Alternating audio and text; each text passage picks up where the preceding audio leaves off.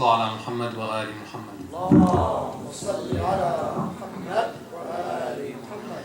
أعوذ بالله من الشيطان الرجيم. بسم الله الرحمن الرحيم، والصلاة والسلام على سيدنا ونبينا وحبيب قلوبنا أبي القاسم المصطفى محمد. اللهم صل على محمد وآل محمد. وعلى آل بيته الطيبين الطاهرين. الحمد لله رب العالمين. الحمد لله الذي جعلنا من المتمسكين بولاية سيدي ومولاي علي بن أبي طالب. والحمد لله الذي هدانا لهذا وما كنا لنهتدي لولا أن هدانا الله. بسم الله الرحمن الرحيم. رب اشرح لي صدري ويسر لي أمري واحلل عقدة من لساني يفقهوا قولي. In the name of God, the most beneficent, the most merciful, we ask Allah subhanahu wa ta'ala to send His peace and blessings upon Muhammad wa Ali Muhammad. We praise Allah for all the blessings He has given us, and the greatest blessing being that He allowed us to be of the ones who remain steadfast, dedicated, and loyal on the path of our Master after the Prophet, the commander of the faithful, the prince of the believers, the protector of the Prophet and his message, Imam Ali ibn Abi Talib alayhi salam. We praise Allah for this blessing and every blessing, for without Allah we would have nothing. Assalamu alaikum, my dear respected brothers and sisters, wa rahmatullahi wa barakatuh. In the past 2 nights, we've had the opportunity to talk about a very important subject, and that being identity. Who are we as American Muslims? So we started the discussion by speaking about the idea of the 4 spheres of identity. That sociologically, as followers of Ahlul Bayt alayhim salam, we start off with that core identity being that we are followers of Ahlul Bayt. Something that distinguishes us from the other members of our religion, our faith of Islam. The second sphere of identity being our belonging to that beautiful religion of Islam, and that we are to Islam and belong to it just like anybody else that calls themselves a Muslim, a follower of the faith. The third sphere of identity being that we also belong to that larger family of individuals, of groups, of faiths that follow the idea, the belief in the oneness of God, of Allah subhanahu wa ta'ala, monotheism. And then finally, the fourth and final sphere being that of humanity, that regardless of what belief, what faith, what background, where you come from, you belong to that human family. That's a commonality and identity that we all share. Inspired by the teachings and the principles of Ahlul Bayt alayhim salam, showing us that from our belief, from our creed, we can lead lives knowing who we are and distinguishing ourselves from others, but at the same time using our commonalities as bridges for communication, bridges for collaboration and cooperation, and living in harmony and tranquility with people that are different than us wherever we may go. Yesterday we especially focused on the idea and the importance of community, and how Allah subhanahu wa ta'ala inspires us in the Holy Quran that He has created us from tribes and different groups so that we may get to know one another. That diversity was created for humanity as a blessing, as an opportunity, so that we can celebrate the differences in diversity that we have and get to know one another. Tonight, my dear brothers and sisters, what we're going to be focusing on is knowing and acknowledging that we have a community, and we are a community. We have an identity. We're going to solidify a little bit more, because every night, for the past 2 nights, what we've been doing is alluding to the idea and questioning, can you have an identity that is both American and Muslim? Is it something that can coexist within one human being, one community, one society? Can you identify wholeheartedly with the citizenship that you have and the religion, the faith that you have? Is this something that Islam is only meant for the East, or for particularly the Middle East? Or is this something that truly can be adopted and used, and one can live and thrive and be successful in all facets of life? Not merely be successful for the afterlife, but be successful in this life as well, with that religion of Islam, wherever they may be. And further, questioning ourselves and seeing, as a community, do we take what option? Which option do we take of the following 3 options, which sociologically we tend to find ourselves both as individuals and as groups, being the following. 1, do we assimilate in a society that we live in? If we look at historically, the followers of Ahlul Bayt, and the religion of Islam, especially in its earliest days, before its nation and empire would grow, was a minority amongst a majority of people. That not everyone in society followed the beliefs of Islam, especially when it came even with the growth of the Islamic empire. Over the years and the many decades and centuries that would come, particularly the followers of Ahlul Bayt were ones that were constantly a minority. That was, against the backdrop of history, the general trend, the general setting, the general condition of the followers of Ahlul Bayt being a minority. In being a minority, in a society that is different than you in your creed and your beliefs, what is your choice of engaging in your society? Is it one, assimilation? Where when we speak of assimilation, it's the idea that we melt into the society around us. And we may sacrifice and compromise our beliefs and values so that we can be one with everyone around us. So that when people see us, they cannot distinguish us. Even if we distinguish ourselves internally, when they see us, they can't distinguish us. Because we've assimilated, we've melted into the greater society around us. That's option one. Option two is the idea of isolation.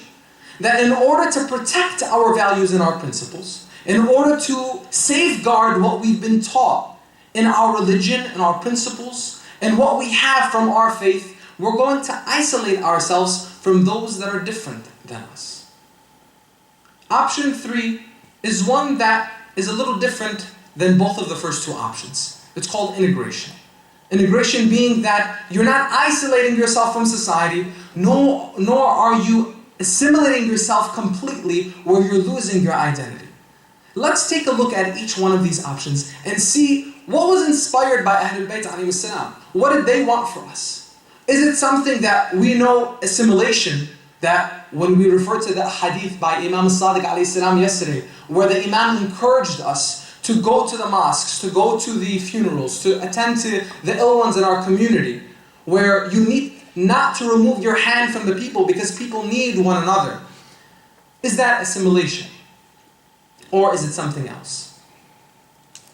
When we look at the options that Ahlul Bayt alayhi salam provided for us, they essentially gave us the opportunity to engage in our societies in a way where we could protect our faith, but at the same time, engage in our society. Now, let's take the example of the Holy Prophet himself. When he first started off in his mission, he was threatened and persecuted. The first 10 years that he had in Mecca were years that were plagued with persecution. As soon as anybody would identify themselves as a Muslim, they were persecuted.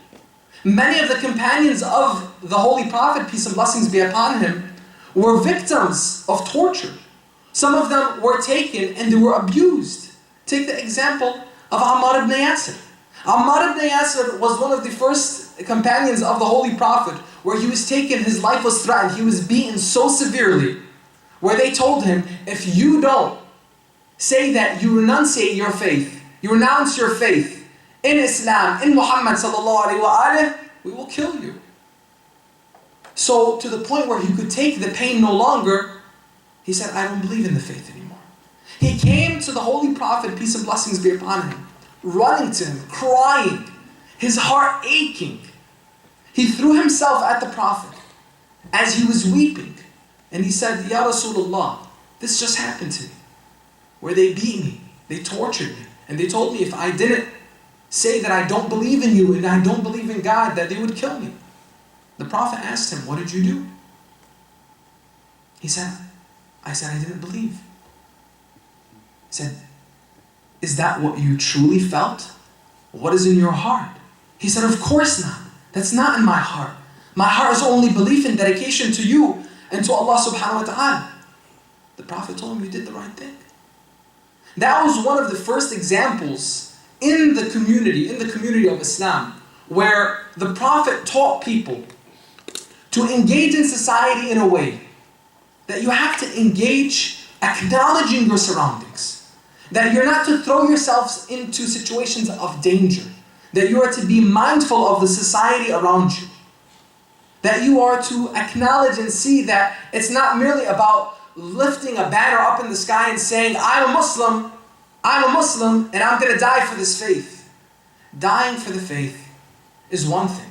Living for the faith is another. And we have examples of the Prophet and his companions and the followers of Ahlul Bayt themselves, who gave their lives for their faith, who gave and died for the faith, but with certain conditions.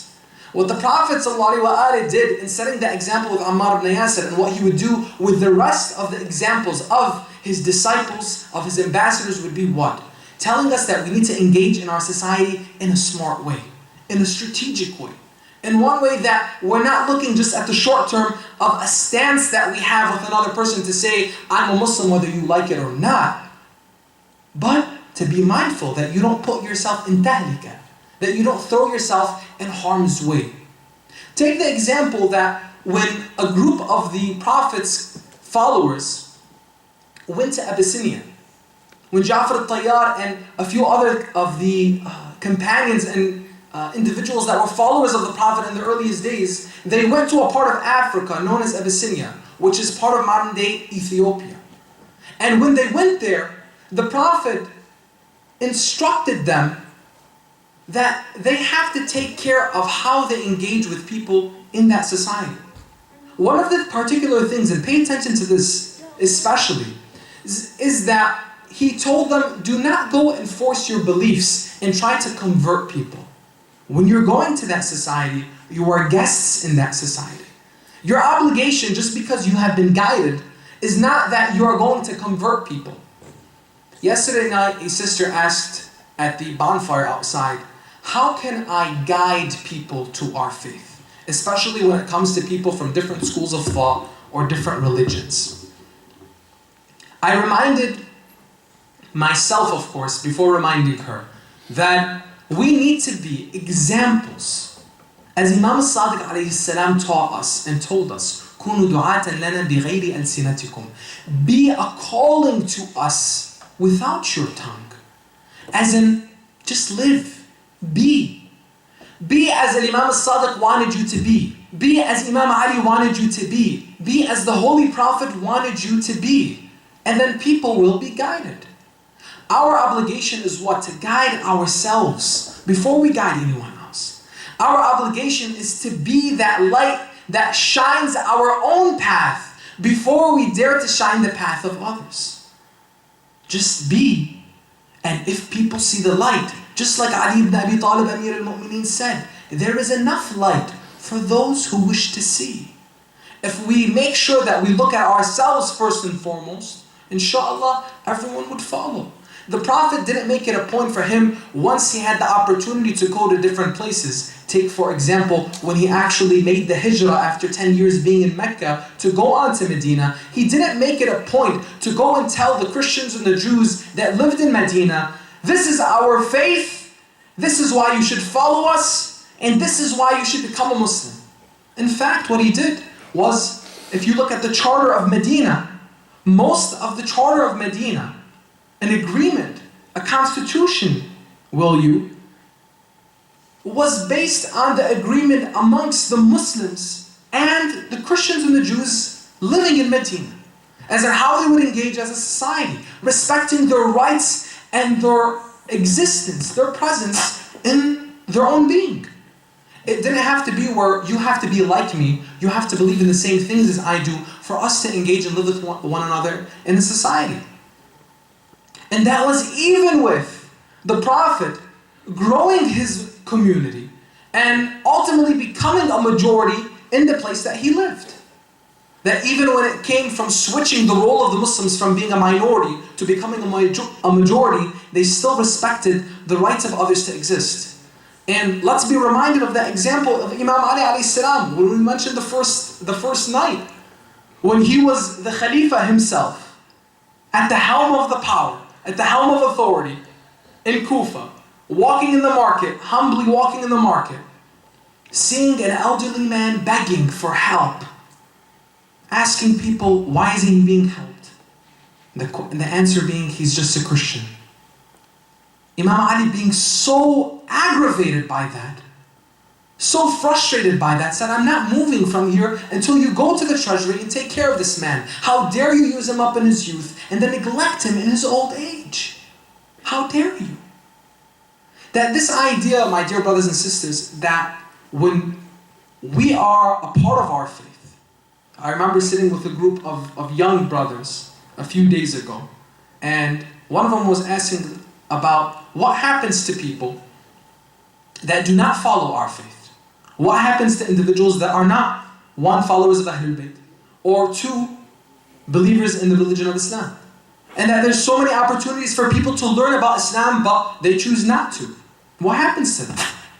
I said simply that what we know from our teachings of Ahlul Bayt and the teachings of the Holy Prophet and the teachings of the Holy Quran is that Allah subhanahu wa ta'ala judges people based on their knowledge and what they know. That judgment is not for us to make unless we have a clear ruling from the Prophet or from the Quran of the outcome of a certain person's actions or people's actions in general. We need to be mindful that we can't just start looking at people and judging them away to heaven or hell. We need to be mindful that before we look at the actions, the conduct, and the behaviors of others, we need to look at ourselves. That simply because someone is different than us doesn't mean that this person is a bad individual. Doesn't mean that this person is going to be damned in eternal hellfire. That is for Allah subhanahu wa ta'ala to judge based on the individual's knowledge. You look at the examples of people that have never been exposed, whether it's Islam in the wording of Islam or any kind of idea of religion. Allah subhanahu wa ta'ala is the all-merciful. Is He going to just throw people in hellfire because they didn't follow that? They weren't exposed to it. Again, it goes back to each and every individual and what they're exposed to and what they know. What have they been taught? What have they saw? And it's a reminder for all of us, before we go and we point the finger to say, well, this person is guided and this person is misguided, whether it be within our own community or outside our own community, that if we, alhamdulillah, are ones who think we are guided, then we have a greater responsibility to make sure that everything we do falls in line with what God expects of us. Especially when it comes in being judgmental and condescending to other people. Sallallahu ala Muhammad wa ali Muhammad.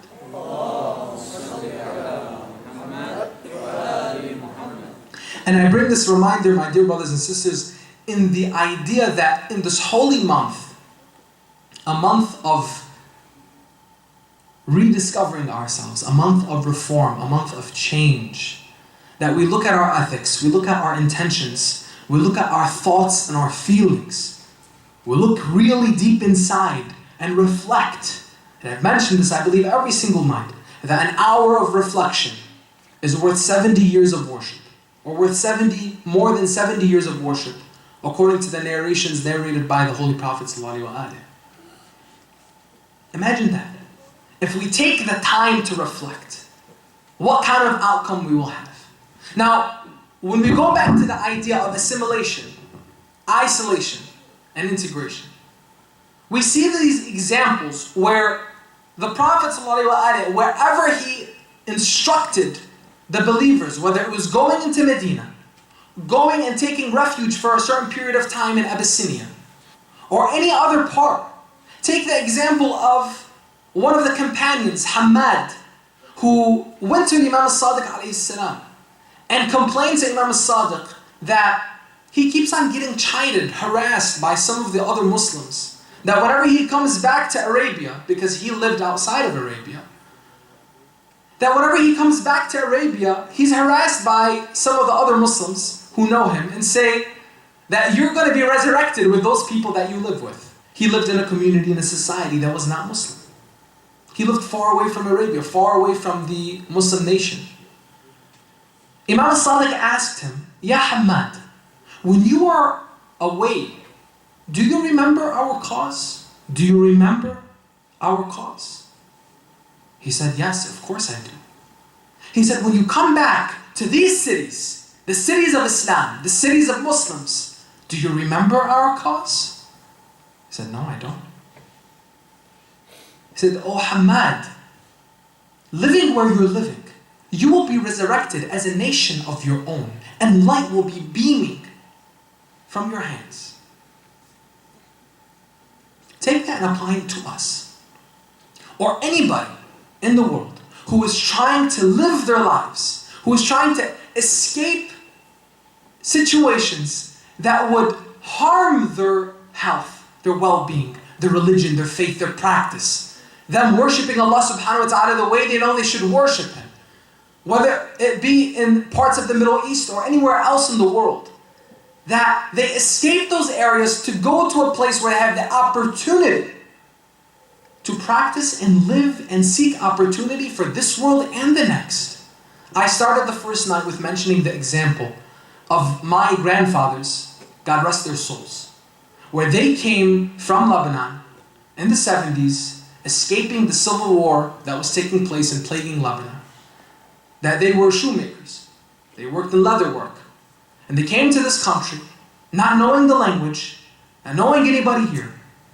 And they made an opportunity for themselves so that they can protect, take care of their 6+ children in each one of their families. And allow for us, as children and grandchildren, to practice, to live, to thrive, to know our faith, know our culture, know our heritage, but also create an opportunity and live and thrive in a society that allows us to do so. So that we have first-generation Muslims, like myself and my siblings and my cousins, that we can proudly say that we are American Muslims, proudly say that we have heritage from Lebanon, that our families come from a place with rich heritage, but at the same time we've made this place our home. Now, is this something that the Prophet inspired? Is this something that Ahlul Bayt inspired? It is definitely so. Because you found that Islam was not contained in Arabia. Though it was born there, it would flourish to all places across the world. And people would become Muslims and practice that faith, not as individuals that would be at odds with their society, but as individuals that would contribute the most to their society. And it was a point of pride. For every community you will see that truly if you have people that are practicing their faith, they will end up being individuals that contribute the most to their society. Do not isolate themselves. Now the idea of isolation and the idea of assimilation, let's take a quick look and see, are these, even though you're kind of seeing where we're going with this, with assimilation, to indulge oneself in society merely to be accepted by the majority is not something that Ahlul Bayt inspired. Why? Because Imam Ali alayhi salam, inspired by the Prophet, reminded us that لا تعرض بعد الهجرة. There is no going back to a state of being uncivilized, going back to a state that is without faith, without religion, without guidance. After migration, as in after you've been guided to the faith, there's no going back. So if you're going to go to a society, a community, if you're going to, let's say, move from one place where you have guidance in faith to another community where you're going to lose your faith, Islam prohibits that. That's why even jurisprudentially we have where people say, if I go and move to this country, let's say in Europe, or I go to Australia, or I go to Africa, wherever in the world, and I know that by going to that place, I'm going to lose my faith and I'm not going to be able to practice my religion. I'm going to stray from my religion. Then your presence in that place is actually forbidden, religiously, morally. So the idea of going to a society and losing your faith and not being one who is able to hold on to those principles, that's not an option for us. So pure assimilation is not an option for us because that clear principle, لا تعرض بعد الهجرة. The second option being isolation. That can we be a community that is upholding our obligations and our responsibilities by isolating ourselves, by creating a bubble for ourselves? Take for example the Amish community. The Amish community, a well-respected community that has chosen for itself to remain in its certain lifestyle, its certain values, and not to engage whatsoever with the developments of the society around it, where they are doing their thing and they're not being disturbed and they don't wish to disturb anyone else. If you go to parts of northern Michigan or western Michigan, you might run into and see some Amish communities where you'll be reminded, well, wow, that they're still on horseback. They're not using technology the way we're using technology today. They're tight, close-knit communities. That is an example of pure isolation. Do we as Muslims encourage the idea of pure isolation? Now apply it to us. Sometimes you may find some communities that are very isolated, that do not engage with the society around them. Out of what? In principle, it's a good thing. In principle, the idea to protect one's faith and guard oneself from losing that, from losing the principle and the values, so that we're not misguided and we do not stray away. In principle, it's a good idea. However, if it's going to be in a way where you do not engage with your society anymore, it's definitely something that is not encouraged. Why? Going back to the hadith of Imam al-Sadiq alayhi salam, where he says that people need one another. Do not remove your hand from the people, because if you remove your hand from the people, you will lose many hands while they only lose one hand. That yes, maybe you're going to protect yourself. But guess what? Your role and your responsibility that is in being a part of a society, just like the Prophet was a part of his society, just like Imam Ali alayhi salam was an integral part of his society.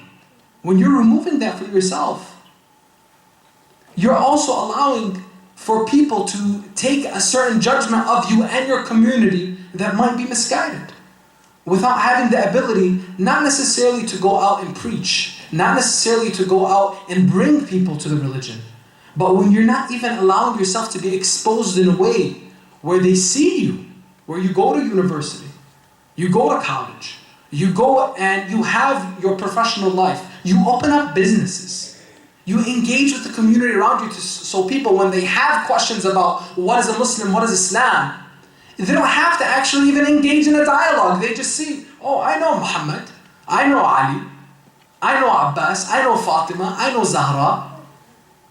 They're great people. Where Imam Sadiq alayhi salam tells us, be an adornment to us. Do not be ashamed to us. And just be du'atan bi ghayri alsinatikum. Isolation doesn't allow us that opportunity. That we may think the world is not having a piece of us because, you know what, we're deciding to protect ourselves. But the world will go on. With or without us, the world will go on. So it's up to us, if we want to actually be a part of that growth of humanity, then we need to take that integral part of the society around us. Sallallahu ala Muhammad wa ali Muhammad.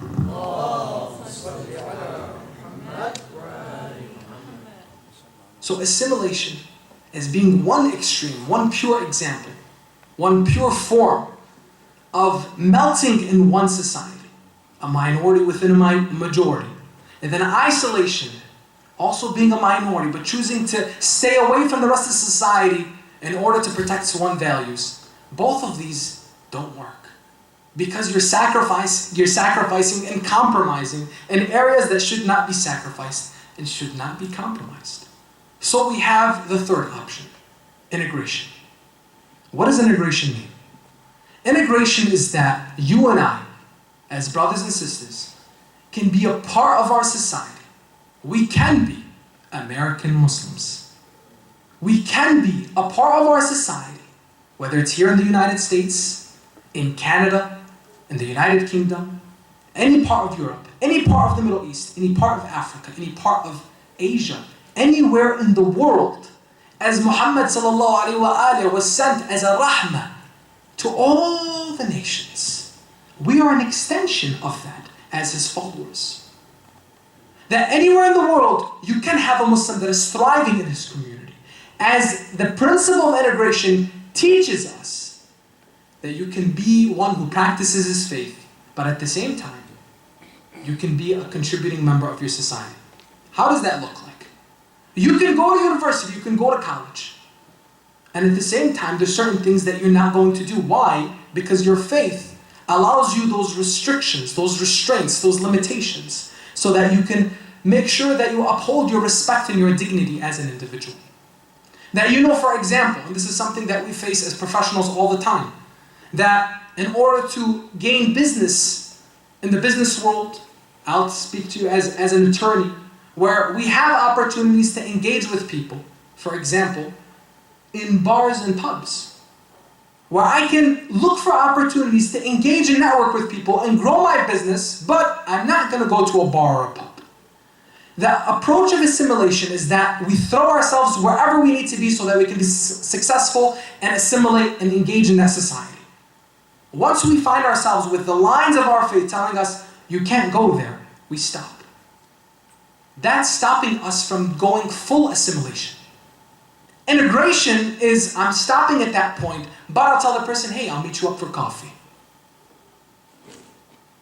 That I'm not going to isolate myself and say, this is an individual who goes to a bar or a pub. I will not affiliate with him whatsoever. He's from a different faith, from a different background. He has different values and principles than I do. So I'm going to be respectful of that. I'm not going to go to the place that he goes, but I'm not going to eliminate a relationship and an opportunity with him. You see the difference? Isolation is, I'm going to eliminate all the opportunities. I'm not going to engage out of fear of being misled, being misguided, straying away. Assimilation, I'm going to jump at every single opportunity. And I'm going to throw myself so I can be successful in my society. Integration is telling us, the Prophet ﷺ and Ahlul Bayt taught us, engage and integrate in society, but stop yourself. This mic is having some issues. But stop yourself. But stop yourself at the points where your faith tells you to stop. And at the points where your faith tells you to go, for example, it's 2 o'clock or it's 1:30 some, and you're about to have a work meeting. You make it a priority, let me stop for 5 minutes so I can pray and then schedule my meeting. Let me stop for 5 minutes so I can get my day in order by reflecting and meditating through that prayer. Do you see the difference? That is what Islam is for us. Islam, my dear brothers and sisters, is not something that is coming to replace your lifestyle. It's merely an organizing tool so that you can be successful in this life and the next. It organizes our schedules. It organizes our lives. It isn't one who, for example, we have this institution, this building, and Islam is coming, destroying the building and bringing another building instead. No, Islam is the finishing touches. There are a lot of things that we have as humanity. For example, the sciences. We have some doctors, some people in the medical field here in the audience. You know that you don't necessarily go to the Quran to learn about the medical field. You don't necessarily go to the Quran to go learn about engineering and architecture. You don't necessarily go to the Quran and the hadith of Ahlul Bayt to go into business practices. These are things as humanity, Allah subhanahu wa ta'ala has provided for us to go and learn and venture. But use Islam to make sure that it gives you the restrictions. It gives you the limitations that do not transgress when it comes to people's rights. Make sure that you uphold your obligations. It's that organizing tool for us to keep us in check so that not only are we thriving in this life, in this world, but we're also making sure that we're securing our investment for the year after.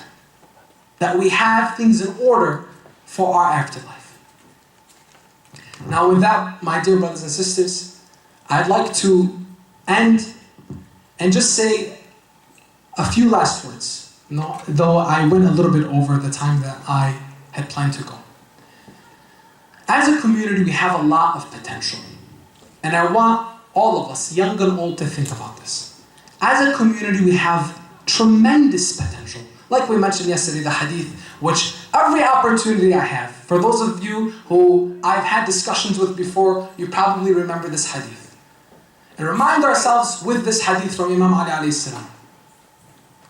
You think you're insignificant, while within you lies the greater universe. As individuals, we have the greatest potential. But we need to hold on to the rope of Allah subhanahu wa ta'ala. We need to hold on to the rope of God. If we look, we contemplate, we reflect, we research, we read, we engage in discussions, we try to learn, we will find the answers that we need. We will make sure that if we feel weak, we will find strength. If we feel misguided, we will find light. If we're hearing noise, by going to the right places, you will get the calm and the ease that you need. But we need to strive. We need to move forward. And I remind myself before I remind any of you, again, let us not lose sight of the opportunity that we have in these nights. Whether it's a bad habit that we wish to break or replace, or it's a new habit that we wish to gain. Let us take the opportunity in these nights so that we can not just go through a sprint of 30 days, but we can actually move on to a marathon that is the 365 every year, year-round. Because life, my dear brothers and sisters, is not a sprint. It's a marathon. We need to know how to pace ourselves and how to grow. Let us not lose hope in ourselves. Because if we have hope in God, we should have hope in ourselves as individuals and as a community.